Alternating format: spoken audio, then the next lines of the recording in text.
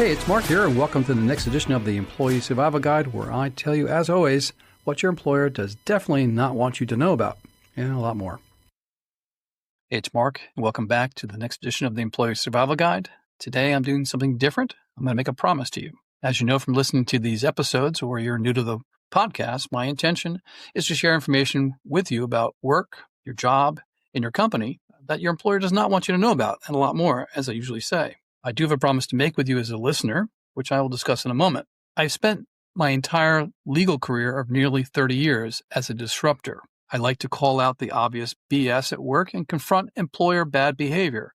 And there's a lot of bad behavior out there. I've never had a boss to contend with, so I learned to freely speak my mind when advocating for client interests, writing articles, or producing podcast episodes. I truly enjoy shaming employers who continue to amuse me with the same repetitive bad behavior and how they treat employees. I work on the fringe of the legal community as I am not looking to impress other lawyers, and I say things many employment lawyers cannot or are too afraid to say.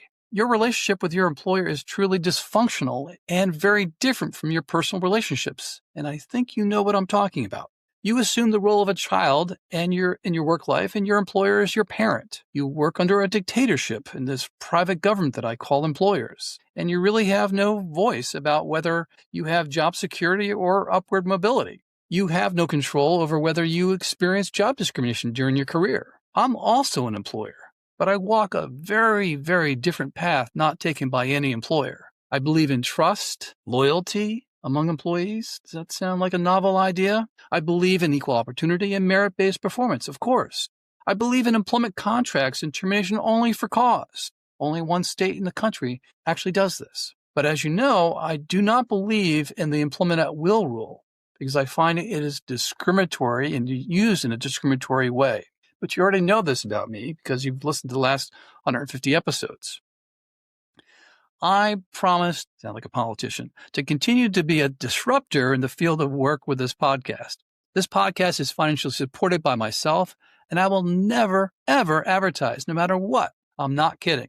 Honestly, I doubt whether companies would want to advertise here, and I've thought about it, given the nature of the work that I'm doing and the content I'm sharing each week. These stories that I produce, these podcast episodes, they're about employers' bad behavior. No one wants to talk about it, except for me. You'll never have to click 30 seconds ahead to get past an ad. I never intended this podcast to be for money. My intention was simply to share information to you about work, jobs, employment, discrimination, termination, severance, you name it.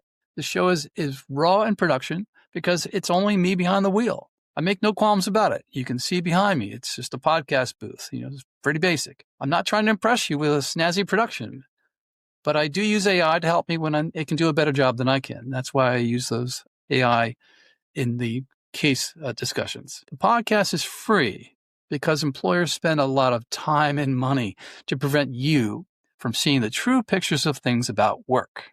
I clearly see the employer as they exist, and I designed this podcast to present it to you through the lens of my nearly 30 years of employment law litigation. I've seen a lot of stupid shit done to employees by well-known employers and billionaires. And those folks knows who they are because I've either settled cases directly with them or litigated cases in federal court against them. I have read the Book of Secrets, and you are now listening to what's inside. The Employee Survival Guide has increased popularity because of you, and it's likely the Employee Survival Guide is the only podcast delivering information your employer does not want you to know about, and only for employees. I know this because I'm constantly looking at who the competitors are out there, and there's nothing. There's nothing being disseminated for you, except for this. I've done all this because I believe employees are constantly getting screwed, and I wanted to level the playing field. Knowledge is truly powerful if you possess it. This information is free to you and will always be free to you. Again, no ads ever on this podcast, but I have one favor to ask of you.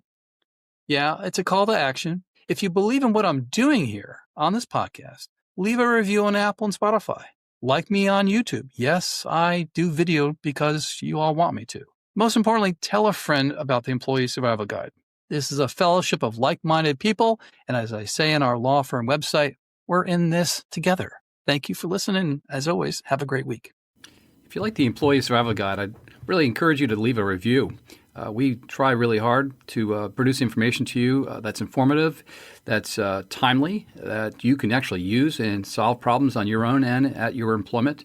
So if you'd like to leave a review anywhere you listen to our podcast, please do so. And leave 5 stars, because anything less than 5 is really not as good, right? I'll keep it up. I'll keep the standards up. I'll keep the information flowing at you. If you'd like to send me an email and ask me a question, I'll actually review it and post it on there. You can send it to mcarey@capclaw.com. That's capclaw.com.